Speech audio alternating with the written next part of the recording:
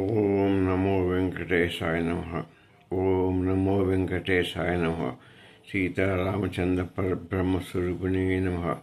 ఓం నమ శివాయ నమః. మనం ఈరోజు ఎపిసోడ్ 4లో స్థితి ప్రకరణలో 4వ అధ్యాయం చెప్పుకున్నాం. 4th ఎపిసోడ్ మనం ఇవాళ చెప్పుకుంటున్నాం. ఇందులో కృష్ణ మహర్షి ఏం చెప్తున్నారంటే, ఈ బంధాలు, మోక్షాలు ఈ మనస్సు చేతనే ఏర్పడ్డాయని, ఇవన్నీ ఎంత మాయా ప్రభావం అని, ఈ మొత్తం ఆత్మ బ్రహ్మతత్వాల గురించి మొత్తం సూక్ష్మంగా చెప్తున్నాడు. కాబట్టి ఇది ఒక రకంగా ఇది కూడా ఇంపార్టెంట్. అన్నీ ఇంపార్టెంటే ఉంటే మనకు ఇది అసలు ఆధ్యాత్మికం అనగానే అది ఇంపార్టెంట్ పాయింట్. కొంచెం మన మనసు పక్క జరిగిందంటే అది అర్థం కావడం చాలా కష్టం. అందుకని జాగ్రత్త కాన్సన్ట్రేట్ చేసుకుంటూ పోవాలి. ఒక్కసారి మనసు చెల్లించిందంటే మనకు అర్థం కాకుండా పోతుంది. ఇక ఇప్పుడు ఈ ఎపిసోడ్లో వస్తుమాసం ఏం చెప్తున్నా అంటే,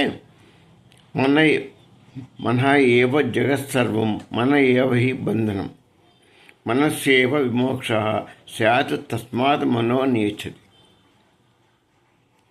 అంటే అన్నిటికీ మూలం మనస్సు అని మనం చెప్పుకున్నాం. అన్నిటికీ మూలం మనస్సు. దానివల్లనే మనసు మూలం చేయబట్టే మనసు సంకల్పాలు వికల్పాలు వస్తుంటేనే జగత్ ఏర్పడుతున్నది అని కూడా మనం తెలుసుకున్నాం. స్వామి వచ్చి చెప్పాడు, అదే మాట చెప్పాడు స్వామి. అందుకనే ఈ మనస్సు అనేది నిజంగా ఖచ్చితంగా మన ఏవ జగత్ సర్వం. ఈ మనస్సే సర్వం. జగత్ సర్వం అంటే ప్రపంచ ఈ జగత్ను ఏర్పడటం మొత్తం జగత్ సర్వం. అన్ని రకాల మనస్సే కారణం. ఈ జగత్తు పుట్టడానికి అన్నిటికీ మనసే కారణం. మెయిన్ కోరికలకి, దానికి, దీనికి, మనిషి పాపపుణ్యాలకి అన్నిటికీ మనసే. పుణ్యకర్మ చేసినా మనసే, చెడు కర్మ చేసినా మనసే. ఏ కర్మకి ఏది చేసినా కూడా అది. అందుకే మన ఏవ జగత్సర్వం అన్నాడు అని చెప్పాడు. పోతే ఈ మనసు ఏవై అది బంధనం. ఎట్లయితే ఈ మనసే బంధనం, జగత్తుకు మనసే కారణం. ఈ బంధనం ఏర్పడటానికి మనసే కారణం. నిజంగా జగత్సర్వం మనసే, బంధన కారణం కూడా మనసే. అట్నే మోక్ష స్థితికి కూడా కారణం, విముక్తికి కూడా మనసే. ఎందుకని అది సంకల్పాలని కనుక నివృత్తి చేస్తే, అది సంకల్పాలు దూరిపోకుండా ఉంటే మనకు ఏది ఉండదు. అది సంకల్పం చేసి సాయంత్రం బుద్ధితో కలిసి ప్రయత్నించడం అన్నప్పుడే అది మనకు బంధనం సృష్టి జగత్సర్వం అయిపోతుంది. అన్ని ద్వంద్వాలే కారణం. సుఖ దుఃఖాలు, కష్టనిష్ఠురాలు అని ఈ జగత్ ఏర్పడటానికి అన్నిటికీ, మొత్తానికి ఈ సంసార బంధనానికి అన్నిటికీ మనసే కారణం. అట్నే అది విముక్తికి కూడా కారణం. నేను ఇదిగా చెప్పాను, మనసు మంచి పని చేస్తుంది, చెడు పని చేస్తుంది. మనసు వల్ల సుఖం వస్తుంది, కష్టం వస్తుంది. రెండే ఏర్పడతాయి మనసు వల్లనే. దాని భావంతోనే సుఖ దుఃఖాలు వస్తాయి, కష్టనిష్ఠురాలు వస్తాయి, లాభ నష్టాలు వస్తాయి. అన్నీ దానివల్ల జగత్తు ఏర్పడటానికి కారణం కూడా, మూల కారణం అదే. ఈ బంధనం కూడా, సంసార బంధనం ఏర్పడటానికి కారణం కూడా మనస్సు.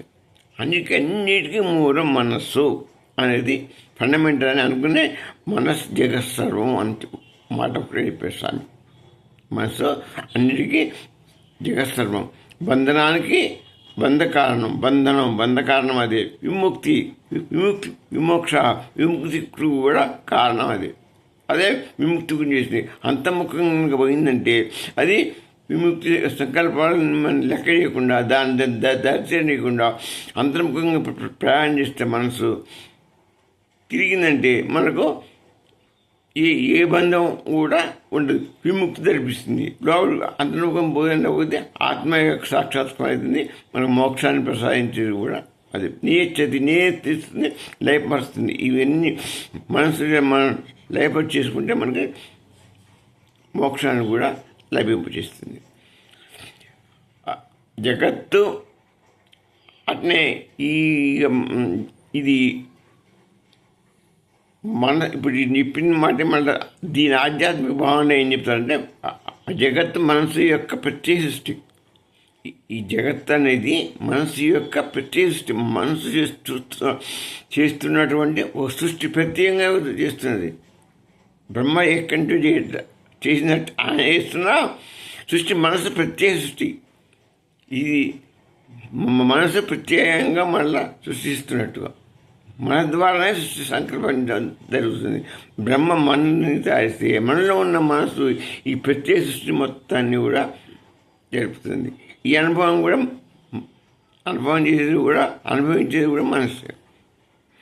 అట్నే ఈ యొక్క మనసులో ఏమైపోయిందంటే బ్రహ్మ సాక్షాత్కారం లభించే కూడా బ్రహ్మస్థితి కూడా ఏర్పడేది ఈ మనసు వల్లనే. బ్రహ్మస్థితి అంటే ఆ పరబ్రహ్మస్థితి కలకటం కూడా అనేక వైపు మనసుకున్న మరలిందనుకో పరబ్రహ్మస్థితిని కూడా సాధించి పెట్టేది మనసు. ఇక ఋగ్వేదం ఏం చెప్తుంది అంటే, జగత్సర్వం ప్రాణ ఏజతి నిశ్రుత, చైతన్య ఆధారిత అనుభవం ఇది. ఈ మనసు ఎట్లా సృష్టిస్తుందంటే, చైతన్యం మన ఆత్మ ఉండటం వల్ల ఈ శరీరం కూడా ఇది మామూలు ఉపాధి. ఈ మనసు కూడా ఒక రకమైన ఉపాధి లాంటిది. ఎందుకని ఇది కూడా ఇంద్రియమే కదా. అయితే ఈ ఇంద్రియాలన్నీ కూడా చక్కలు కావు, ఇవన్నీ కూడా శాస్త్రాలు కావు, ఇవన్నీ పోయేవి. మరి ఈ వేదం ఏం చెప్తుంది? ఋగ్వేదం జగత్తుని ప్రాణ ఇది ఆత్మ, శరీరం పనిచేస్తుందంటే దీనివల్ల ఆత్మ యొక్క చైతన్యం వల్ల, మన లోపల ఉన్న ఆత్మ చైతన్యం వల్లనే చేస్తుంది. అట్నే మనసు కూడా ఆత్మ చైతన్యం వల్లనే ఈ మన సంకల్ప వికల్పాలు కలుగుతుంటే సంకల్ప వీటితోని జగత్తుని సృష్టింపజేస్తున్నది. అంటే అన్నిటికీ ఆత్మనే సాక్షిభూతం. ఈ జగత్తు మనసు నడిపేది ఆత్మనే, శరీరాన్ని నడిపేది ఆత్మనే. అంటే ఈ సంకల్పాన్ని లోపలికి తీసుకుపోయేది కూడా ఆత్మ చైతన్య స్వరూపం విరిగితేనే లోపలికి పోతాం. దాని విరుగు వల్లనే మనం లోపలికి పోతాం. దాని యొక్క ఇది వల్లనే ప్రత్యేక సృష్టి, మనస్సు ద్వారా ప్రత్యేక సృష్టి జరుగుతుంది. అందుకనే అదే మాండుక్య ఉపనిషత్తు కూడా చెప్తుంది, మనో మాత్రం ఇదం ద్వైతం. అంటే మనస్సు చేత మాత్రమే ఈ ద్వైతం ఏర్పడుతుంది. ద్వైతం ఏర్పడితే సుఖ దుఃఖాలు, మంచి చెడు, ఈ సంసార బంధనాలు ఇవన్నీ కూడా ఈ సృష్టి కూడా మనసు ఏర్పడేటువంటి సృష్టి ఇదంతా కూడా మనసు, ఇవన్నీ కూడా మన మనస్సు చైతన్య మనస్సు ద్వారానే ఏర్పడుతుందని చెప్తుంది. అంటే ఇప్పుడు ఏమైంది, ఈ వేదాలు చెప్పే మాట అదే. ఇప్పుడు స్వామి చెబుతున్నది ఫస్ట్ మన వాల్మీకి మహర్షి చెప్పింది కూడా అదే. జగత్ సర్వం మూలం అన్నాడు. జగత్ సర్వం మూలం, మనసు మూలం అన్నాడు కదా. అందుకనే జగత్తుకే ప్రత్యేక సృష్టి అని కూడా చెప్పాడు స్వామి. అదే ప్రకారంగా వీళ్ళు కూడా చెప్తున్నారు. మన ఏవ ఆ స్వామి వైష్ణవ స్వామి ఏం చెప్పాడు, మన ఏవ జగత్ సర్వం మనస్సు ఏవ విమోక్ష, అదే విమోక్షం చేస్తుంది. అదే జగత్ సర్వం, అదే బంధనం. మన ఏవహి బంధనం, బంధనం చేసేది కూడా అదే. మోక్షాన్ని విముక్తి చేసేది కూడా అది మనస్సే. ఆయన అదే చెప్పింది వేదాలు కూడా అట్నే చెప్తున్నాయి.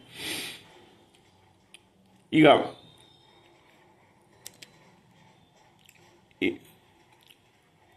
అద్వైత మతం, ఇక మా మతాలలో అద్వైత మతం ఏం చెప్తుంది, ఈ మనస్సు మిథ్య. వాళ్ళు ఒకటే, ఈ అద్వైతం వాళ్ళు చెప్పి మొట్టమొదటి మనం గమనిస్తున్నాం. వాళ్ళు చావు లేదు, పుట్టుక లేదు, చావు లేదు, ఏది ఎంత భ్రమ మాత్రమే. ఎంత ఆ పరబ్రహ్మలో మాయాశక్తి భ్రమ. మనం పుట్టలేదు, గిట్ట లేదు, ఏది లేదు అని చెప్తున్నదే అద్వైతం. ఇక్కడ కూడా ఏం చెప్తుందంటే అట్నే ఈ మనస్సు అనేది మిథ్య, బ్రహ్మ సత్యం, ఎప్పుడు ఉన్న సత్యం ఒకటే బ్రహ్మ అని చెప్తుంది అద్వైతం. అద్వైతం అని చెప్పి శంకరాచార్య గారు చెప్పింది ఏంటంటే అద్వైతంలో జగత్ మిథ్య, జగత్తు ఇవన్నీ మిథ్య, ఒక్క సత్యం ఒకటే అనుకో, అద్వితీయం, ద్వితీయం లేదు వాళ్ళ దగ్గర, ఉన్నది ఒకటే, అదొక్కటే పరబ్రహ్మ స్వరూపం. అది గుర్తుపెట్టుకోవాలి మనం. పరబ్రహ్మ స్వరూపం మాత్రమే శాశ్వతమైనది, అది ఒక్కటే ఉన్నది ఒక్కటే. ఇవన్నీ ఏవి మనస్సు శరీరాలు ఇవన్నీ సావులు పుట్టుకలు అన్నీ ఏవి అట్నే ఇక్కడ ఏం చెప్పారు శంకర్ వారు ఏం చెప్తున్నారు, మనస్సు మిథ్య బ్రహ్మసత్యం అని చెప్పాడు.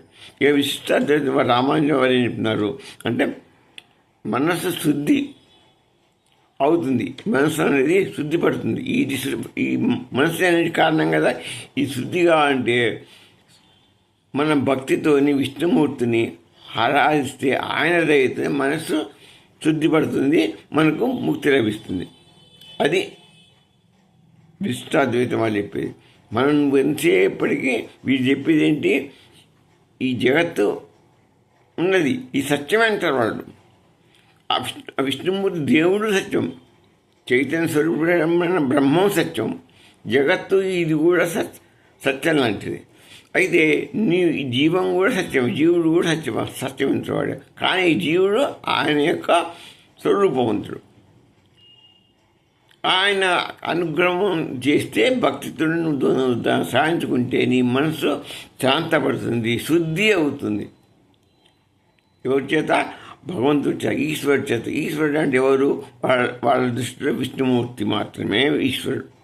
ఆ విష్ణు భక్తిని నువ్వు సాధించ విష్ణుతో భక్తితో మాత్రమే నీకు మనసు శాంత శుద్ధిపడుతుంది అని వాళ్ళు రామానుజుడు గారు చెప్పారు. ఇక ద్వైతం వాళ్ళు మధ్వాచార్య వారు చెప్తారంటే అసలు రెండు వేరే, ఈ జగత్తు ఈ జీవుడు వీళ్ళంతా ఇది వేరే, దేవుడు వేరే.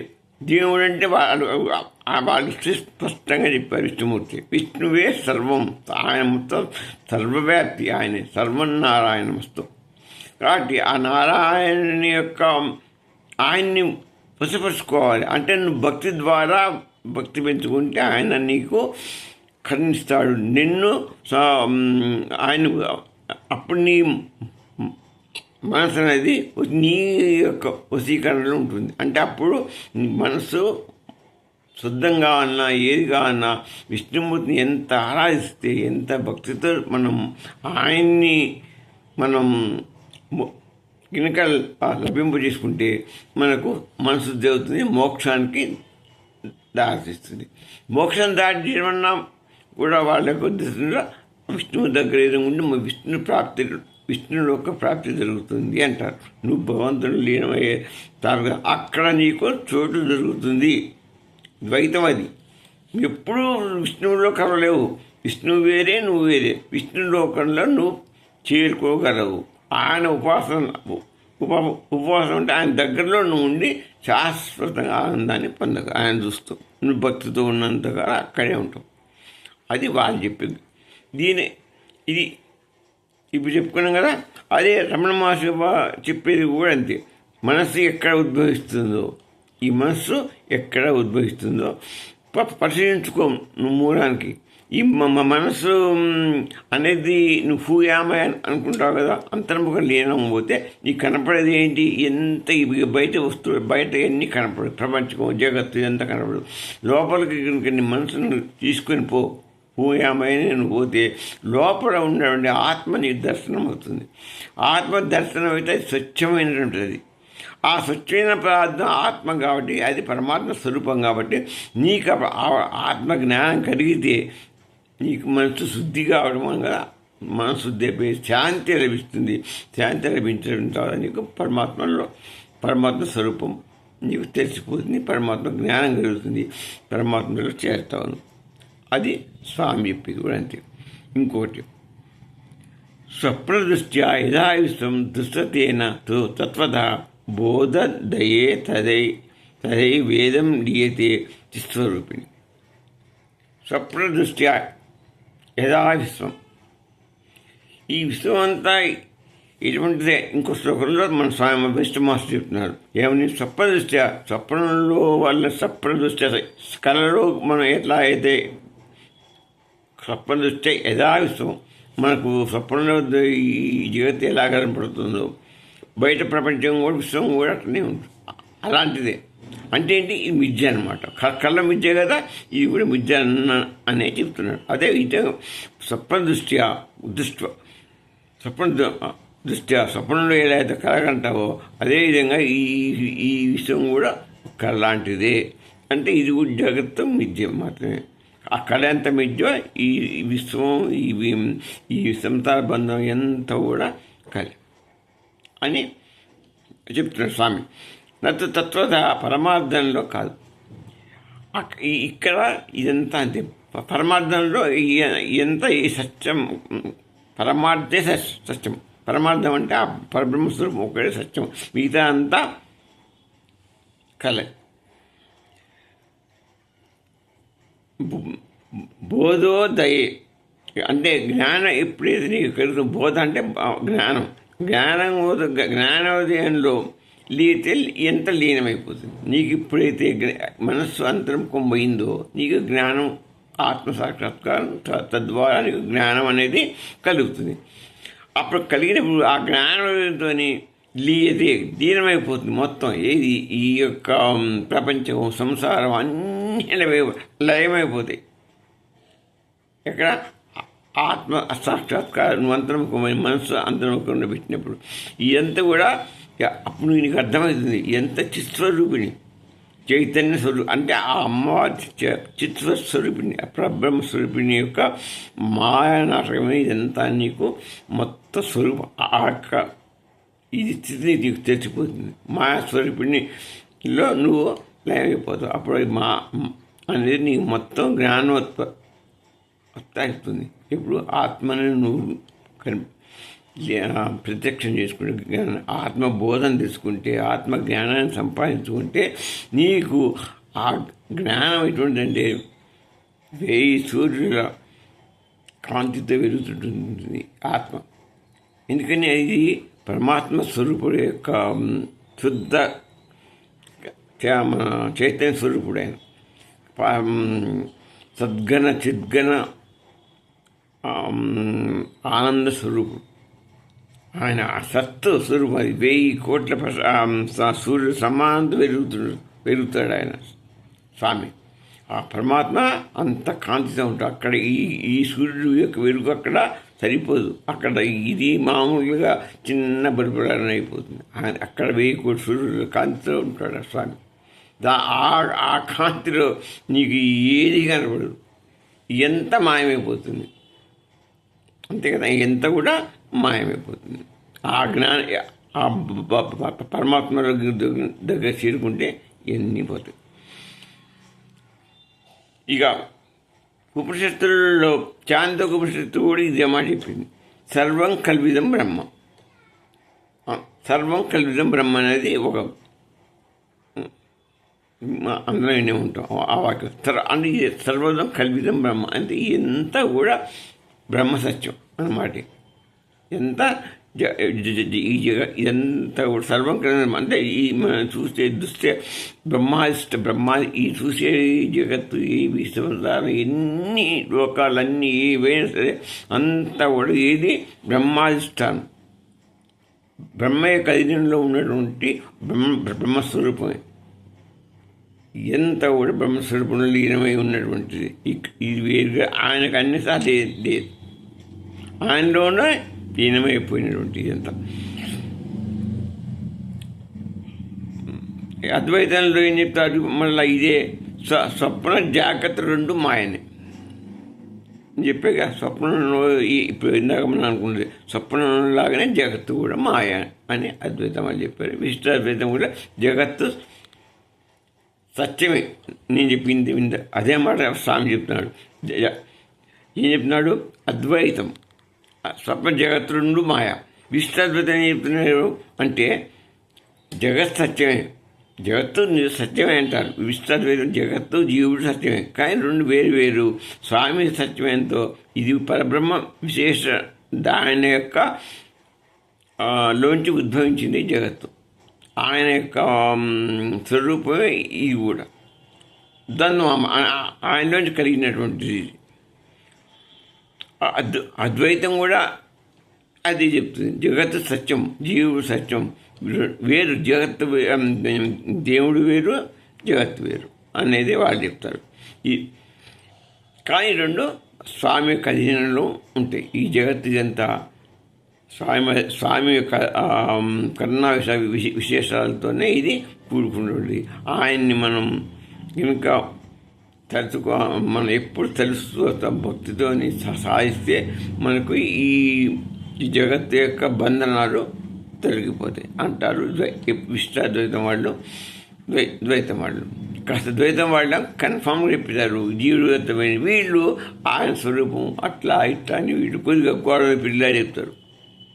విశిష్టాద్వైతం వాళ్ళు దేవుడి స్వరూపం ఇది, దేవుడిని భక్తి పెంచుకో, దేవుడి దగ్గర ఉండు, దేవుడి దగ్గర ఉండడమే నీకు మోక్షం అంటారు వాళ్ళు.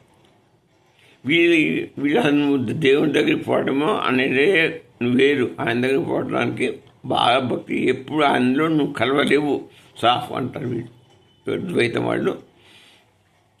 ద్వైతం అంటేనే తెలిసిపోతుంది. అంటే జీవుడు వేరు, సృష్టి వేరు, దేవుడు వేరు. ఎప్పటికీ మీ ఇద్దరు ఒకటి కాలేరు. దేవుడు జీవుడు ఒకటి, దైవం జీవత్వం రెండు. ఈ జగత్తు ఒకటి కాలేదు. జగత్తంతా స్వప్నమే. అది వేరే, ఇది వేరే. నిర్మలం నిత్యమేకం తత్ చిదాకాశ స్వరూపకం. ఉపాధి కలిసే జీవోభాతి నానాత్వ భావన. అంటే నిర్మల నిత్యమేకం, ఈ నిర్మలమైన ఈ ఆకాశం ఎట్లా స్వచ్ఛంగా నిర్మలంగా మలినరహితంగా ఉంటుందో ఈ నిత్యం శాశ్వతమైంది చిదాకాశం.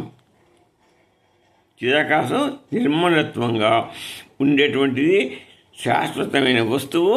అది చిదాకాశం.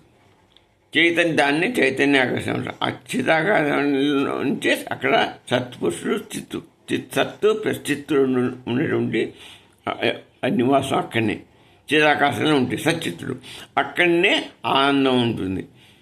ఈ మిగతా అంతా కలుషితాలే. ఎందుకని ఎన్ని పంచభూతాలు ఉంటే అన్ని ఒకరు ఈ మిగతా అంత సృష్టి మాయా సృష్టి అంత. ఎక్కడ కూడా మనకు నిర్మల ఆత్మ అనేది దొరకదు. కాదు, కొంచెం ఎక్కువ కొంచెం తక్కువ అంత పర్సంటేజ్ని బట్టే మార్చుంటుంది. కానీ అన్ని లోకాలలో కూడా అందరి వద్ద కూడా ఈ మూడు సత్వగుణం త్రేగుణంతో మాయకున్న గుణాలు మాత్రం మూడు. ఆ మూడు గుణాలతో కూడుకున్నదే ఈ మాయా ప్రపంచం. కాబట్టి ఆ గుణాలు పోవు, ఈ ప్రపంచం కూడా ఇతనే మాయా ప్రపంచంలాగా ఉంటుంది. ఇందులోనే మనం బందీగా అవుతాం. ఇకపోతే ఉపనిషత్తులు కూడా చెప్తాయి నిత్య శుద్ధ బుద్ధ ముక్త స్వరూపం. ఇది ఆత్మ ఏంటంటే మన శరీరంలో ఉన్న ఆత్మ ఎటువంటిదంటే ఉపనిషత్తులు ఏమంటుందంటే నిత్య శుద్ధ బుద్ధ ముక్త స్వరూపం. ఈ ఆత్మ మనలో ఉన్న ఆత్మ నిత్యమైనది, శుద్ధమైనది, బుద్ధమైనది, ముక్త స్వరూపం, మనకు మోక్షాన్ని కలిగించేటువంటిది, శాశ్వతమైనది. ఆత్మ కూడా శాశ్వత. అది ఎప్పుడు సావదు, మన దాని సావమన్నాలు లేవు. ఎప్పుడు ప్రకాశ చైతన్య స్వరూపము పెరుగుతూనే ఉంటుంది. అదే జ్ఞానం ఇప్పించేది. ఆ ఆత్మే సాక్షిగా మనలో ఉంటుంది. అంతా ఆత్మనే. ఆత్మ లేకపోతే మనం లేము. మన శరీర పార్ట్స్ ఏవి కూడా ఉండవు. అందుకనే ఆత్మను తెలుసుకోవడం ముఖ్యం. ఆత్మ పరమాత్మ స్వరూపమే. కాబట్టి ఆత్మ ఆయనంత సమానమైంది. కాబట్టి మనం ఆత్మజ్ఞానం తీసుకోవడానికి నిర్వర్తికంగా మనం నిరంతరం సాధన చేస్తూనే ఉండాలి. మనం మన మనసుని ఇటువైపు తిప్పకుండా అంతర్ముఖంలోకి తిప్పడానికి ట్రై చేస్తున్నారు. ఆ సాధన అంత ఈజీగా దొరకదు. కానీ మనం చేస్తుంటే మనకు సాధ్యమవుతుంది. మనకు హాయిగా మోక్షాన్ని పోవచ్చు. ఇక దీన్నే గొడవ ఏం చెప్పారు, ఇది అఖండ చిత్తు. ఈ జగత్ అనేది అఖండ చిత్తు. చిత్తు యొక్క స్వరూపం అఖండమైన చిత్తు. ఈ జగత్తు పెద్ద విశాలమైనది. ఈ విశాలమైన స్వరూపం అంతా కూడా మాయా స్వరూపం, అఖండమైనది ఈ జగత్తు. ఇది చిత్ స్వరూపం, చైతన్య స్వరూపం. అమ్మవారి యొక్క చిత్త స్వరూపం, సృష్టించినటువంటి స్వరూపం. అందులో ఆ చైతన్య స్వరూపుడిని పరబ్రహ్మ ఇందులో ఉండబట్టి ఈ జగత్తంతా నడుస్తున్నది. మాయా సృష్టి, అందులో స్వామి యొక్క చైతన్యం ఆత్మలాగా మనలో ఉండి మనకి ఎట్లా నడిపిస్తున్నాడు. జగత్తులో కూడా ప్రతి వస్తువులో ఉండి జగత్తుని ఆ పరబ్రహ్మం నడుపుతుంది. పరబ్రహ్మం అంటే మనం సత్యనుకోవాల్సింది. ఒకటి విడిగా ఎప్పటికీ ఉండవు. సత్వచిత్తులు రెండు ఒకటే. ఇప్పుడు ఒక ఆటంలో ఎలక్ట్రాన్ ప్రోటాన్ ఎట్లా కలిసి ఉంటే అవి అట్లా రెండు ఒకటే. ఆ రెండు ఒక పదార్థాలు ఒకటే. సత్తులు చిత్తు ప్లస్ సత్తు. 1 రూపాయలాగా బొమ్మ బొసులాగా సచ్చిత్తులు ఒకే. అవి విడిచిపెట్టి ఉండవు. కాబట్టి ఎప్పటికీ అది మనం గుర్తుంచుకోవాలి. మనం ఉన్నామంటే సచిత్ స్వరూపమే. ఈ శరీరం అంతా చిత్తు మాయ యొక్క సృష్టి. మనం ఇలా మాట్లాడగలుగుతున్నాం, తిరగగలుగుతున్నాం, చేయగలుగుతున్నాం అంటే ఎంత ఆ భగవంతుడి యొక్క చైతన్యం ఇంత ప్రవేశపెట్టాడు కాబట్టి ఆయన చైతన్యంతో మనం చేయగలుగుతున్నాం. అందుకనే సచిత్తులు రెండు ముఖ్యం. ఉపాధి స్వరూపం మాయా, చైతన్య స్వరూపం స్వామి యొక్క చైతన్యమే ఇది. కాబట్టి ఇద్దరు మనకు కావాల్సిన వాళ్ళే. అమ్మ కావాలి, నాన్న కావాలి. నాన్న లేదా అమ్మ లేకపోతే తండ్రి అన్నట్టు వాళ్ళే సచిత్తులు. వాళ్ళు రెండు లేకపోతే అమ్మ లేకపోయినా కష్టమే, నాన్న లేకపోయినా కష్టం. అమ్మ ద్వారా ఈ శరీరాన్ని సాధించాం, అయ్య ద్వారా మనకు చైతన్యాన్ని బంధించుకున్నాం. ఆ రెండింటి వల్లనే మనకు ఆత్మ సత్స్వరూపం ఏర్పడి సత్స్వరూపం ఉంటుంది. సచ్చిత్ స్వరూపం, సచ్చిదానంద స్వరూపం. అదే ఆత్మ ఉండి లోపల ఉండి నడిపిస్తున్నది. అది దేనికి అంటదు. ఆత్మ దేనికి అంటదు, సాక్షి భూతులు మాత్రమే ఉంటుంది. అందుకని ఇదంతా పైన మనం దేనికన్నా సంసారానికి అనుకున్న జగత్తుతో మనం లీనమైన ఇదంతా మాయా యొక్క ఆ త్రిగుణమహిమ. ఆ త్రిగుణాలు వినకపోతే మాయా స్వరూపం అంతరిస్తుంది. మాయా స్వరూపం వినకపోతే మనం నిజమైన ఆత్మస్వరూపం కనపడుతుంది. ఆత్మస్వరూపం కనపడితే జ్ఞానం కలుగుతుంది. జ్ఞానం కలిగితే మోక్షం కలుగుతుంది. అది ఈ సాక్షి ద్రష్ట. ఆత్మ అనేది సాక్షి, అది ద్రష్ట చూసే మాత్రమే. అది ఏది చేయదు. అది ఏ విషయంలో కర్తృత్వాన్ని కల్పించుకోదు. భోక్తృత్వం కూడా అనుకుని చెప్తున్నాడు స్వామి. కర్తృత్వ భోక్తృత్వాది స్పష్టంగా చెప్తున్నారు. కర్తృత్వ భోక్తృత్వాది భ్రమ ఉపాధి సంభవ సాక్షి కేవలం ఆత్మాసి నిస్సంగో నిరవధ్య. ఇప్పుడు నేను చెప్తుండే స్వామి చెప్తున్నారు. అదే మాట వచ్చింది. ఏమన్నాడు? ఈ ఆత్మ కర్తృత్వం చేయదు, దాని కర్తృత్వం వహించదు, భోక్తృత్వము వహించదు. అది సాక్షి మాత్రమే. అంతే. ఈ చేసేది ఈ కనపడేదంతా కూడా బ్రహ్మనే. ఈ బ్రహ్మానికి అది చూస్తూ కూర్చుంటుంది. నువ్వు ఎంత ఎట్లా మంచి పని చేస్తున్నావు, ఎట్లా చెడు పని చేస్తున్నావు, అన్నిటికీ సాక్షి. నువ్వు చేయలేదంటా వీలే. ప్రతిదీ ఆత్మ లోపల ఉండి దాని చైతన్యం వల్లనే నువ్వు చేస్తున్నావు. కాబట్టి నువ్వు అన్నిటికీ ఆత్మసాక్షి. నువ్వు చేసే ప్రతి మంచి పని, ప్రతి చెడు పని, ఏ పనైనా కూడా ఆత్మ సాక్షిగా ఉంటుంది. ఆత్మ అంటే పరమేశ్వరుడు. అందుకని పరమేశ్వరుడు దృష్టికి పోయింది ఏదీ ఉండదు. ఎందుకని ఆత్మ లోపలే ఉండి దాని చైతన్యం వల్లనే మనం చేస్తున్నాం పనులు. మంచి పని అయినా చెడు పని అయినా ఏదైనా చేసేది దానివల్ల. కాబట్టి అది లేని నువ్వేం చేయట్లేదు. మరి దాని తెలియకుండా నువ్వు ఎక్కడ చేస్తున్న పనులు, ఏ పని నువ్వు చేయట్లేదు. మనం ఏ పని చేసినా ఆత్మ చూస్తూనే ఉంటుంది. అది సాక్షి, అదే సాక్షి, అదే దైవస్వరూపం. కాబట్టి దాన్ని దేవుణ్ణి తప్పించుకొని ఎవరిని తప్పించుకున్నా మనం ఆ దైవస్వరూపాన్ని, పరబ్రహ్మస్వరూపాన్ని మనం తప్పించుకోరు. ఆయన మనలోనే ఉండి ఇంకెక్కడ లేడు కదా. పైన అక్షరాకాశంలో ఉన్నాను అనుకోమండి, నీలోనే ఉన్నాడు, అంతటా ఉన్నాడు, నీ పక్కన, నీ చుట్టుపక్కన అంతటా ఉన్నాడు. ఆయన ఉంటేనే నీవు పని చేయగలుగుతున్నావు, ఆయన ఉంటేనే నీ చెయ్యి పనిచేస్తుంది, నీ కళ్ళు పనిచేస్తుంది, నీ ముక్కు పనిచేస్తుంది, ఏదైనా ఆయన ఉంటేనే. కాబట్టి నిస్సంగా సాక్షిదర్శ నిస్సంగా ఆయన ఉంటాడు. నిస్సంగుడు ఆయన అంటే ఆయన సంగత్వం అనేది లేదు. ఇక ఈ కర్తృత్వ భోక్తృత్వ అంతా కూడా మాయనే. ఇదంతా ఉపాధి మాయ చేస్తున్నటువంటి పనులు. నువ్వు చేసే కర్మలన్నీ ఇవన్నీ కూడా మాయ, త్రిగుణాలతో చేయబడ్డ కర్మలు ఇవన్నీ. అదే చెప్తున్నాడు, అసంగో యాయం పురుష ఆత్మ అసంగ స్వరూపం. ఎన్ని మాయా స్వరూపంతో నీవు సాక్షి మాత్రమే. కర్తృత్వ భోక్తృత్వాలు మాయవి, నీవు ఆత్మ మాత్రం అసంగత్వం. దానికి ఏది అంటదో దీంట్లో జోక్యం చేసుకోదు. ఇక అద్వైతంలో కూడా కర్తృత్వం అహంకారం అనేది నేననేది ఏమి లేదు, మిథ్య, అంత మిథ్యనే. అది విష్టాద్వైత కర్తృత్వం పరమాత్మ యొక్క స్వరూపం. అదే నువ్వు ఆ పని చేస్తున్నావు అంటే కారణం ఆ విష్ణుమూర్తి. ఆ విష్ణుమూర్తి అంటే పరబ్రహ్మాన్ని వారు విష్ణువు అని పెట్టుకున్నారు. ఎవరు? విష్టాద్వైతం వాడు అంతే అన్నారు.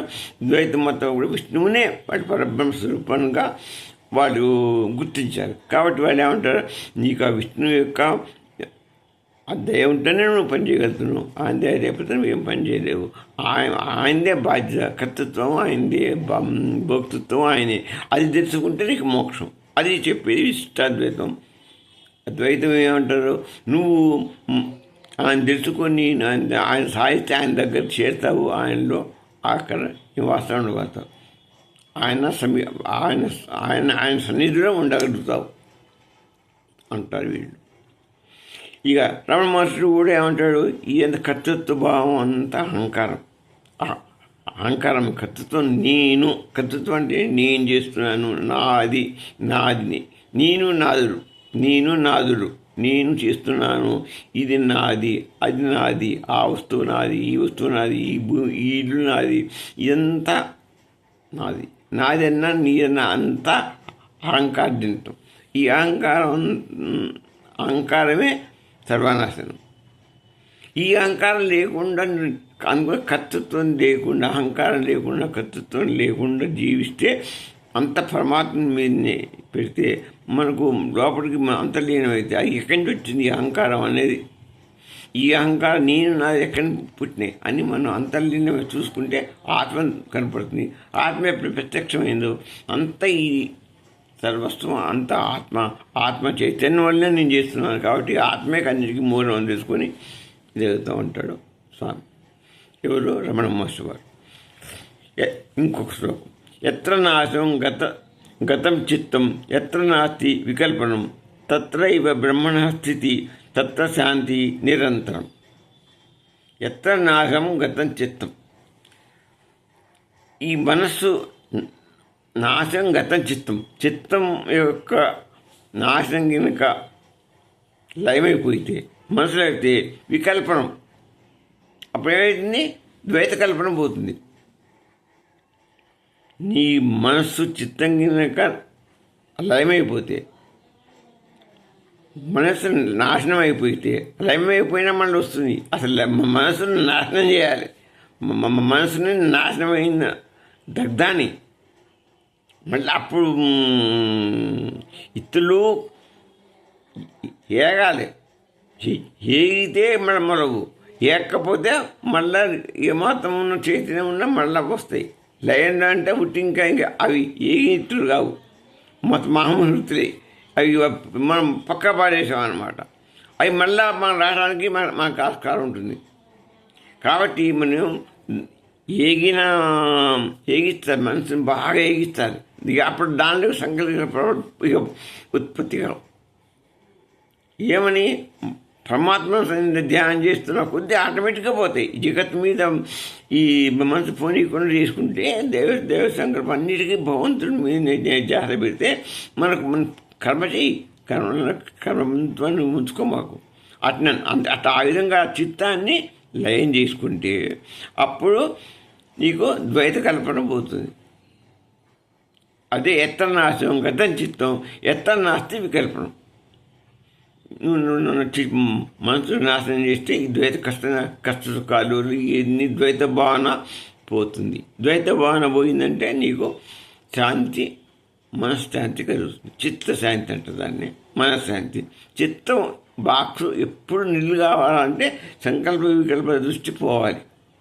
చిత్త బాక్సు నిల్లు అయ్యేంత వరకు ఈ జన్మలు వస్తూనే ఉంటాయి, పోతూనే ఉంటాయి. మనం ఇలా తిరుగులాడుతూనే ఉంటాం. జన్మాయిష్టం అనేది ఉండదు. చిత్త బాక్సు ఖాళీ కావాలి. ఇది ఫండమెంటల్.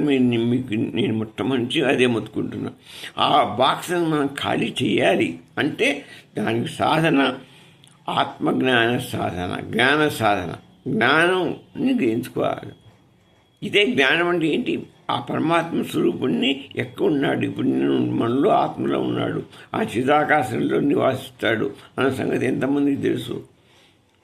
మనం తిరుపతిలో ఉన్నాడు అనుకుంటాం, అక్కడ ఉన్నాడు అనుకుంటాం, భద్రాచలంలో ఉన్నాడు అనుకుంటాం. ఇదంతా ఎంత ఒక రకమైనటువంటి మనకు అక్కడికి అందరూ చిదాకాశం అంటే తెలియదు. కాబట్టి ఈ తిరుపతి వెంకటేశ్వర స్వామిని, రాముల వారిని, వీరందరినీ మన స్వరూపులుగా, ఆయన స్వరూపంగా మనం ఒక రూపం కల్పించారు మన పెద్దవాళ్ళు. కల్పించి మన మనసుని అక్కడ కాన్సన్ట్రేట్ చేస్తే ఈ చిత్తభ్రాంతి పోతుంది. బయట యొక్క భావన పోయి ఆ వెంకటేశ్వర స్వామి మీద, ఆ రాములవారి మీద, ఆ నరసింహస్వామి మీద మనం పోయి మనకి ఇది అవుతుంది. అందుకని వాళ్ళు ఈ విధంగా చేస్తారన్నమాట.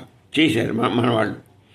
కానీ అసలు ఉన్నది చిదాకాశంలో ఉన్న సత్స్వరూపం, చిత్స్వరూపం. అసలు యొక్క ఆయనకి దేవుడికి ఆకారం లేదు. వెంకటేశ్వర స్వామిలాగా ఉంటాడని కానీ, రాములవారిలాగా ఉంటాడని కానీ ఇట్లా లేదు. అందుకొరకు అన్ని చిదాకాశంలోనే సత్తు చిత్ స్వరూపం. అది ఆయన దగ్గర నిర్వికారి. ఆయన స్త్రీనా పురుషుడా, తర్వాత ఎటువంటి స్వరూపం అయింది, తర్వాత అల్లానా, ఆయన ఏసా తెలియదు. అందరూ భగవంతుడు ఒక్కడే అంటున్నారు. ఆ భగవంతుడు ఎక్కడున్నాడు ఎవరికి తెలియదు, ఎలా ఉంటాడో తెలియదు. కొంతమంది అల్లా అనుకొని పూజిస్తున్నారు, కొంతమంది యేసు స్వామి అని పూజిస్తున్నారు. మనం కొంతమంది కృష్ణుని పూజిస్తున్నాం హిందూ మతంలో. కొంతమంది వెంకటేశ్వర స్వామిని, రామవారని, ఎవరిష్టమైన దుర్గమ్మని, ఈ విధంగా నానా రకరకాలుగా మన భావాన్ని పెట్టుకొని ఆ భావాన్ని స్థిర సంకల్పం చేసుకొని మనం చేస్తున్నాం. కానీ అసలు సత్స్వరూపాన్ని తెలుసుకోవాలి. సత్చిత్తుడి స్వరూపాన్ని మనం భావన చేసుకోవాలి.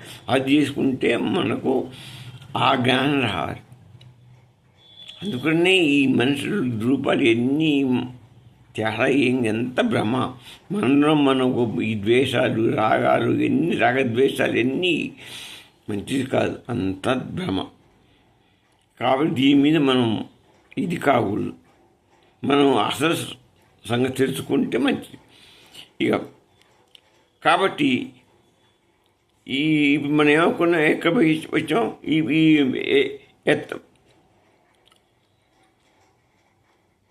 ఎత్త నాశం గత చిత్తం, ఎత్త నాస్తి వికల్పనం. ఎత్త నాశం గత చిత్తం, గత నాశం ఎంత కూడా మనసులో ఏమైపోతే ద్వైత కల్పన పోతుంది. బ్రహ్మస్థితి కనుక అంటే బ్రహ్మజ్ఞానం కనుక వస్తే పరమశాంతి ఏర్పడుతుంది. తద్వైవ బ్రహ్మణ స్థితి తత్ర శాంతి నిరంతరం. బ్రహ్మ యొక్క జ్ఞానం కలిగితే నీకు తత్ర శాంతి, చిత్తం మన మనసు శాంతపడుతుంది. అప్పుడు సంకల్ప వికల్పాలు అనేవి రావు. అప్పుడు చిత్త బాక్స్ ఖాళీ అవుతుంటుంది. ఖాళీ అయితే నువ్వు అంతర్లీనమైపోతున్నట్టే. నువ్వు అది చిత్త బాక్స్ ఎంత ఇది ఖాళీ అవుతుంటే నీకు అంతర్ముఖుడు అంతగా పోతుంటావు. అది మొత్తం ఖాళీ అయిపోయిందంటే బ్రహ్మస్వరూపంలో చేరిపోతావు. అది అదే గౌడపాదగా చెప్పేది మనోలయం తురీయ అవస్థ. మనోలయం ఈ అజాత ఎంత కూడా భ్రమ, పుట్టుక సావు ఎన్ని కూడా మాయ. ఈ జగత్తు ఇదంతా కూడా అద్వైతం. అద్వైత శంకరాచార్య చెప్పింది ఎంత మాయ. ఏది శాంతమే అంటే తురీయ అవస్థ. అదొక్కటి శాశ్వతం. తురీయ అవస్థ అంటే స్వామి ఉన్నటువంటి తురీయం అనేది మనకు తురీయ అవస్థ. అది 4వ అవస్థ అన్నమాట. మనకు అవస్థలు 3 ఉన్నాయి. జాగ్రత్త అవస్థ, స్వప్నావస్థ, సుషుప్తావస్థ ఉంది కదా. ఇతనే సుషుప్తావస్థలో నీకు ఏం తెలియదు. జాగ్రత్త అవస్థలో ఇకంత వివరిస్తూ ఇదంత శాస్త్రం అనుకుంటావు. స్వప్నావస్థలో ఇదంతా మాయా, నాకేం గుర్తులేదు. మా స్వప్నావస్థ సంగతి ఇది మీకు తెలుసు. ఎంత అప్పుడు కొద్దిగా నీకు స్వప్నావస్థ స్థితిలో స్వామి ఏం చేస్తే జాగ్రత్త అవస్థలో మాయ ఇదంతా మాయాలోకం చూపిస్తాడు. స్వప్నావస్థలో కూడా ఈ స్థితిని చూపించి ఇదే జరుగుతుందా అని మనకు చెప్తున్నాడు. కానీ మనం స్వప్నావస్థనే కళగా భావించి అప్పుడు అది నిజం అనుకుంటాం. సుషుప్తావస్థలో మనం గాఢెద్దులో మనకి ఏమి తెలియకుండా పోతాం. అది ఒక రకంగా ఆనందం ఇస్తుంది. సుషుప్త గాఢ నిద్రలో ఒక రకమైన ఆనందం ఉంటుంది. 4వ అవస్థ తురీయ అవస్థ ఉంది. ఇక అది శాశ్వతమైంది. ఇది ఈ జీవుడికి ఈ లోకంలో సంభవించే అవస్థలు 3. అది తురీయ అవస్థ మన ఇక్కడి నుంచి పోయిన తర్వాత కలిగే అవస్థ. ఈ భూలోకాన్ని భూమిని వదిలిపెట్టి పోయిన తర్వాత వచ్చే అవస్థ 3వ అవస్థ దాటిన అవస్థ తురీయ అవస్థ. అంటే ఆఫ్టర్ డెత్ మన శరీరం నాశనం అయిపోయిన తర్వాత తురీయ అవస్థలో ఉంటాం మనం. తురీయ అవస్థ శాశ్వతం. అది స్వామి దగ్గర చేరుకోవడమే. స్వామి దగ్గర అంటే ఆయన ఎక్కడ పెడతాడో ఆ తురీయ అవస్థలో మనం ఒక రకంగా అక్కడ లయమే ఉంటాం. ఆ తురీయ అవస్థలో మళ్ళా మన కర్మలను బట్టి తురీయ అవస్థ నుంచి అనుగ్రహాన్ని ఇస్తాడు. మళ్ళా ఈ లోకాలకి పంపిస్తుంటాడు.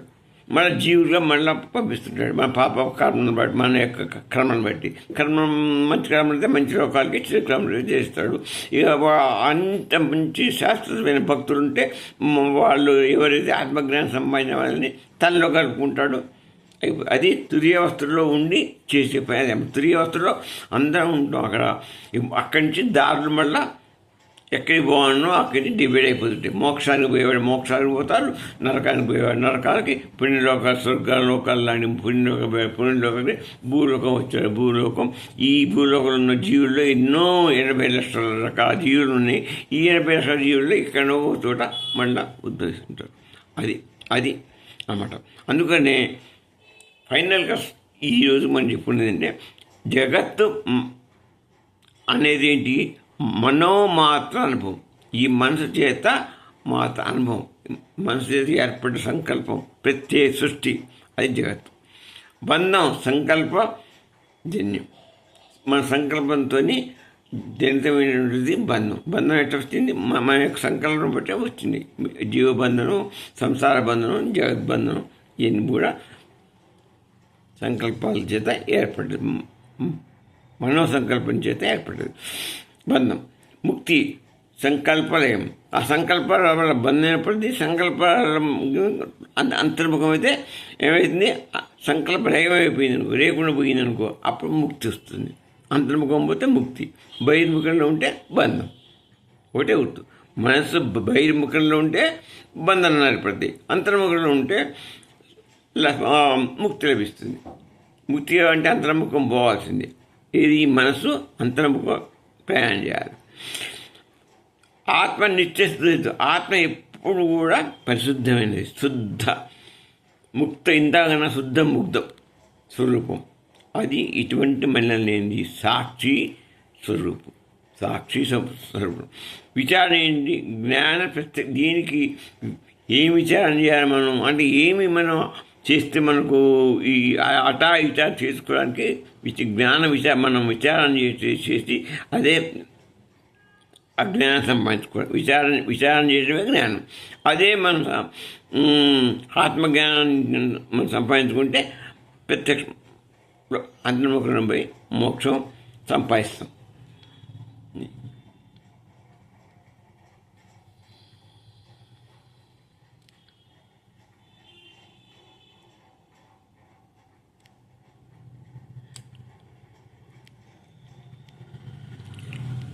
ఈ ఒక 2 నిమిషాలు చెప్తాను, ఇచ్చేసి మనం తోచిద్దాం.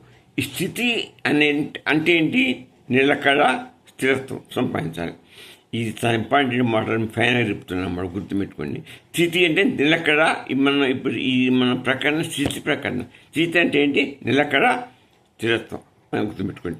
ఇది మోక్షానికి మూలాధారం. ఈ స్థితి ప్రకరణ. స్థితి అంటే మనం మన యొక్క మనస్సు యొక్క స్థితి, మన సంకల్పం, మనస్సు స్థితి ఎలా ఉంటేనే అలా జరుగుతుంది. మనస్సు సంకల్పం ఏర్పడితే బంధన ఏర్పడతాయి, అంతర్ముఖంలో పోతే ముక్తికి కూడా కారణం అది. అందుకని ఈ స్థితి మనస్థితి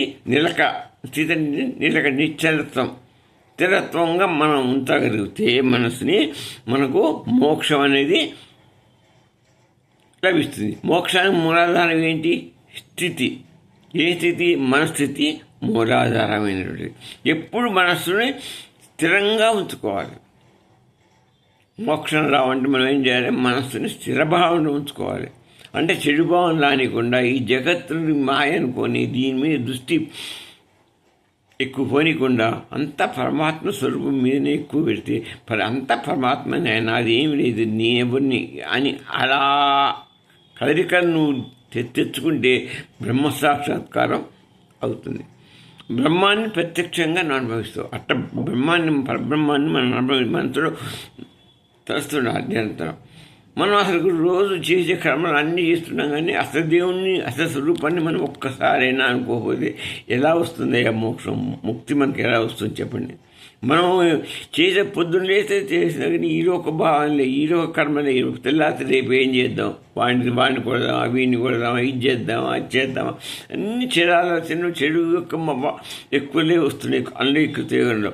ఇక నీకు మోక్షం అనేది ఎక్కడ? అన్నీ మొత్తం మనసు నిశ్చలత్వం ఉండదు, శాంతి లేదు, తెల్లవారు దగ్గర ఏదో ఒక పని ఏదో నిరంతరంగా పెట్టుకుంటే నీకు భగవత్ చింతన ఎక్కడ ఉంది నీకు ఆ చేయట్లేదు. అందుకని ఏమన్నాడు? స్థిరీకరణ. మనసు స్థిరంగా ఉంచాలి. మనసు స్థిరంగా ఉంచితే నీకు మనసు కదలికలు ఆగిపోతాయి. మనసు కదలికలు ఆగిపోతే బ్రహ్మ సాక్షాత్కారం లభిస్తుంది. బ్రహ్మ సాక్షాత్కారం లభించడమే నీకు మోక్షం. ఇదే మాట వేదాలు చెప్తున్నాయి, ఉపనిషత్తులు కూడా ఇదే దృష్టిని చెప్తున్నాయి. ఇదే మన దృష్టిని పెట్టుకోమని కఠోపనిషత్తు కూడా ఏం చెప్పిందంటే, యదా పంచావతిష్టంతి జ్ఞానాన్ని మనసా సహా. అంటే ఇది పంచావతిష్టంతి అంటే ఇంద్రియాలు, పంచేంద్రియాలు మనస్సు కనుక స్థిరమైతే నీకు ఆత్మజ్ఞానం సాధించబడుతుంది. కఠోపనిషత్తు సాఫ్ చెప్పింది. ఏమని చెప్పింది అంటే, అది యథా పంచావతిష్టంతే. పంచేంద్రియాలు అంటే అవి కర్మేంద్రియాలు కానీ జ్ఞానేంద్రియాలు అవేది ఇవేది మొత్తం మనస్సు ఈ స్థిరంగా ఉంచితే అప్పుడు ఆత్మజ్ఞానం వస్తుంది. ఆత్మజ్ఞానం వస్తుందని మోక్షం అది మామూలుగా. బృహదారణ్యకం కూడా అదే చెప్పింది. బృహదారణ్య ద్వైతం జరిగిపోతుంది. ద్వైతం అంటే ఈ ద్వైత భావన, ఒకటే భావన మంది పరబ్రహ్మ. మన అద్వైతం చెప్పినట్టుగా ఏకభావనే ఉండాలి, పరబ్రహ్మ స్వరూపం మీద భావనే ఉండాలి. ద్వైత ఈ జగత్తు మీద దీని మీద మొత్తం పోవాలి, ద్వైత భావన పోవటం కావాలి. అప్పుడే నీకు ఆత్మజ్ఞానం వస్తుంది. అదే అన్నమాట గీత కూడా చెప్పింది. గీత కూడా స్థిరమైన దీపంలాగా యోగి మనస్సు ఉండాలి. గీత అయిపోతుంది. మనది స్థిరమైన ఒక దీపం స్థిరంగా ఎలా నిలబడితే జ్యోతిలా ఎదుగుతుంది, ఒక జ్యోతిలా ఎదుగుతుంది, ఏకజ్యోతి. అప్పుడు నీకు యోగి మనసు అట్లా నిలబడుతుంది. అప్పుడు నీకు మోక్షం, ఆత్మజ్ఞానం వస్తుంది. స్థిరమైన దీపం ఎలాగైతే నిలబడుతుందో, నిశ్చలంగా నిలబడితే అప్పుడు నీకు మనసు ఆ విధంగా నిలబడితే నీకు ఆత్మజ్ఞానం అవుతుంది. గీత 3 మతాలు కూడా చెప్తున్నాయి. ఇక వేదాంతం చెప్పేది జ్ఞాన నిశ్చయం. నీకు మనసు నిశ్చయంగా స్థితిలో ఉండాలి. అదే యోగంలో పతంజలి మహర్షి యోగ శాస్త్రం చెప్పాడు. ఆయన సమాధి స్థితిలో ఉండాలి అంటాడు. సమాధి స్థితి అన్నా ఇదే. సమాధి స్థితి అంటే మనం ఏమంటే సమాధి స్థితిలో నిశ్చలత్వంగా ఉంచుకుంటే మన మనసుని మనకు ఆత్మజ్ఞానం. వాళ్ళు ఏమంటే యోగం ద్వారా ఆ స్థితికి పోవాలంటారు. సమాధి స్థితికి పోవాలి. సమాధి స్థితిలో నీ మనసుని పెట్టాలంటారు యోగం చేసేవాళ్ళు, ధ్యానం చేసేవాళ్ళు. వాళ్ళు ఈ మనం మామూలుగా చాలామంది నేను ధ్యానం చేస్తా అన్నవాడు ఉంటారు. యోగం అంటే పతంజలి మహర్షి దాని గురువు. యోగం ద్వారానే మేము ముక్తి సంపాదిస్తాం అనుకునే వాళ్ళు సమాధి స్థితిలో పోతారు. కొంతమంది గంట వాళ్ళు ఎంత సాధ్యమైతే అంతే మన మనసుని బంధిస్తారు. బంధి యోగ ద్వారా సమాధి స్థితిలోకి పోవాలి. ఆ స్థితి సంపాదించుకుంటే మోక్షం వస్తుందంటారు వాళ్ళు. ఆ మనసుని ధ్యాన స్థితిలో ఉంచి వాడు కంట్రోల్ చేస్తుంటారు. అదే ధ్యానం. అది ఆ ధ్యాన స్థితిని ద్వారా కూడా పూర్తిగా మనం లయం చేయలేం. జ్ఞానం ద్వారానే మనం మోక్షాన్ని సాధించగలం. అది మనకు ఈ చెప్తుంది. ఏది వేదాంత స్థితి మాత్రమే. జ్ఞాన స్థితి ద్వారానే, జ్ఞానం అంటే వెలుగు, లైటు. ఈ జ్ఞానం వెలిగితే ఆ చీకటి అవిద్య మాయస్వరూపం పోతుంది. నువ్వు సమాధిలో కూర్చొని ధ్యానం చేస్తే అక్కడ ఆ నిశ్చలతో కొంతవరకే ఉండగలదు. తెల్లైపోయి అది మోక్షానికి దారి చేయలేదు. నీకు తప్పనిసరిగా జ్ఞానాన్ని పొందవలసిందే. అది ఒక మార్గం, కొంతవరకు పనిచేస్తుంది. అది ఫైనల్గా నువ్వు అల్టిమేట్గా గోల్ సంపాదించాలంటే జ్ఞానాన్ని ద్వారా. బౌద్ధ మతం కూడా శూన్యంలో వాళ్ళు నిలకడగా ఉండమంటారు. శూన్యస్థితి అంటే అదే. మళ్ళీ మనసుని శూన్యస్థితిలో పెట్టాలి. వాళ్ళు తపస్సు చేసినట్టుగా వాళ్ళు మా మనసు ఈ ప్రపంచ భావనలు, ఈ భావనలు ఏమి లేకుండా శూన్యస్థితి భావన ఉండి దాన్ని చేయాలంటారు ఎవరు? బౌద్ధులు. యోగాలు మన ఈ చెప్పగలిగినాక అది ఇక స్థితిరాగతస్తే మోక్షో నలభ్యతే స్థితిమంతస్తే మోక్షో నిత్యం మనవశ్యం. అంతే.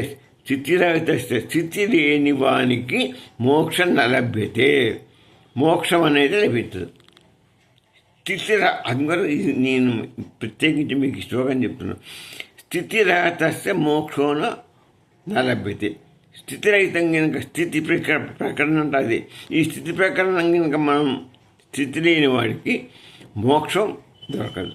కాబట్టి స్థితి ప్రకరణ అంత ఇంపార్టెంట్. స్థితి అంటే మన మనసుని నిశ్చలత్వంలో పెట్టుకోవాలి. మనకు ఏది అంటుకోకుండా ఆత్మవైపు మన మనసును లీనం చేయాలి. అది స్థితీకరణ చేయాలి. మనసుని నిశ్చలత్వం. అది వీళ్ళే చెప్పేది అనుక.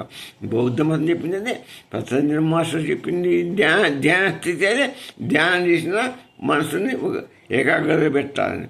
ఏకాగ్రతలో పెడుతున్నాయి అన్ని బౌద్ధ మతం. ఏ మతం చెప్పినా వాళ్ళు కూడా ఇలా అల్లా చెప్పినా, ఈశ్వర్ చెప్పినా, చెప్పినా, ఏ మతం చెప్పినా కూడా సాన్నిధ్యం చేయాలంటే మనసు శాంతపరచుకోవాలి. స్థితి ప్రకరణం. అందుకో స్థితిరహితస్య మోక్షం నలభ్యతే. ఇక స్థితి కలిగిన వానికి స్థితిమంతస్య మోక్షం నిత్యం అవశ్యం. స్థితికి ఎవరైతే కలిగిన వాడు ఉంటారు, ఈ స్థితికి కలిగిన వాడికి మోక్షం అవశ్యం. మోక్షం నిత్యం, వాడికి మోక్షం కంపల్సరిగా లభిస్తుంది. కాబట్టి ఈ యొక్క స్థితి ప్రకరణ యొక్క మీకు చెప్పాను. మనకు దీని ఇంపార్టెన్స్ ఎంత ఇంపార్టెన్సో స్థితి ప్రకరణ అనేది వశిష్ఠ మహర్షి రాని వారికి తెలియజేశాడు. అది మనం ఇప్పుడు వదిలివేసుకున్నాం. వేదాంతం స్థితి లేకుండా జ్ఞానం లభించదు. మనకు వేదాలు చెప్పేది ఏంటి? స్థితి లేకుండా జ్ఞానం లభించదు అని సాఫ్ చెప్పింది. యోగంలో ఏం చెప్పినాయి? యోగ స్థితి ఏం చెప్పినా? ధారణ, ధ్యానం, సమాధి, యోగ స్థితి. పతంజలి మహర్షి ఈ వేదాంతం చెప్పింది మనం ఆచరించేది. ఇప్పుడు పతంజలి వాళ్ళు ఏం చేస్తారు? ధారణ, ధ్యానం, మొదటి ధారణ. ఇప్పుడు చాలామంది ధ్యానం చేసుకోవాలన్న టైం అయిపోయింది పోతా అంటారు. వాళ్ళు మిషన్లు ఉన్నాయి. రామచంద్ర మిషన్ అని, ఆ మిషన్ చాలా మిషన్లు, ఈ ధ్యానం నేర్పే మిషన్లు ఉన్నాయి. వాళ్ళ ద్వారా వాళ్ళ గురువుని ఆశ్రయించి వాళ్ళు చెప్పిన ప్రకారంగా ధ్యానం ద్వారా ధ్యానం సంపాదిస్తారు. ఎంతసేపు ధ్యానంలో ఉండి అంతసేపు మనసుని చంచలం లేకుండా ఆపచేసి తర్వాత ఫైనల్ సమాధి స్థితిలోకి పోతారు. పోతే మోక్షం వస్తుందని వాడికి భావన. కానీ సమాధి స్థితిలో మోక్షం రాదు, మనసు శాంతపడుతుంది. వాడికి జ్ఞానం సమాధి స్థితిలో తిరిగి జ్ఞానం సంపాదించుకుంటేనే అప్పుడు మోక్షం లభిస్తుంది. అప్పుడే పరబ్రహ్మ స్వరూపం యొక్క జ్ఞానం రావాలి. పరబ్రహ్మని నీకు ధ్యానం ఎంతో పనిచేస్తుంది? నిశ్చలత్వానికి, మనస్సుని నిశ్చలత్వానికి మాత్రమే పనిచేస్తుంది. మోక్షానికి సరిపోదు. అది ఈ ధ్యాన స్థితి సమాధి స్థితి సరిపోదు. సమాధి స్థితి తర్వాత నీ జ్ఞాన స్థితి సంపాదించుకుంటే మోక్షం స్థితి. బౌద్ధం కూడా అది చెప్పింది. విరక్తి మొత్తం వైరాగ్యం సంపాదించుకోవాలి. శూన్యతలో నిలకడ. శూన్యత ఏమి లేదు, ప్రపంచం అంతా ఏం లేదు. శూన్యంలో మన బుద్ధుడి లెక్క. బుద్ధం అంటే ఏంటి? ఏ దేనికి అనకుండా ఈ వైరాగ్యం మొత్తం ఇదంతా దేనికి అనకుండా విరక్తి స్థితిలో ఉంటుంది. శూన్యంలో ఉంటారు మనసుని. ఇది కూడా ఒక పద్ధతి. కానీ ఇది కూడా ఈ పద్ధతులన్నికన్నా మనం అన్నీ చేసినా కూడా మన మనసుని స్థిరత్వం చేసుకోవడానికి పనికి వస్తే యువత ఫైనల్గా జ్ఞానం సంపాదించుకుంటే మనకి ముక్తి అనేది స్థితిరేవ మోక్షస్య ద్వారం. అందుకనేంటి స్థితిరేవ మోక్షస్య ద్వారం. ఈ స్థితి మనస్థితి అనేది దీని మోక్షస్య ద్వారం. మోక్షానికి ద్వారం ఉంటుంది. ఏది మనస్సుని నిశ్చితత్వ ధ్యాన స్థితిలో పెట్టినా, నువ్వు సమాధి స్థితిలో పెట్టినా, నీ దేని అనుకోకుండా వదిలిపెట్టినా కానీ ఇంకా మనం బుద్ధుడిలా ఉంచుకున్న మనసు ఏదైతే చేసినా ధ్యాన స్థితిలో సమాధి స్థితిలో పోయినా కానీ మోక్షం రాదు. ఇది ద్వారమే. నీకు స్థితి కలిగిన వాడు మోక్షాన్ని మంత్రుడు అంటే స్థితి ద్వారా జ్ఞానం సంపాదించుకున్న వాడు మోక్షానికి అర్హుడు. వాడికి ఆత్మజ్ఞానం కలుగుతుంది, మోక్ష జ్ఞానం కలిగి మోక్షానికి పోతాడు. ఇది ఈరోజు యొక్క ఇంపార్టెంట్ మనం చెప్పుకున్నాం. రేపటి ఎపిసోడ్లో తిరిగి మళ్ళీ మనం కలుసుకుందాం. ఓం సీతారామచంద్ర స్వస్తి.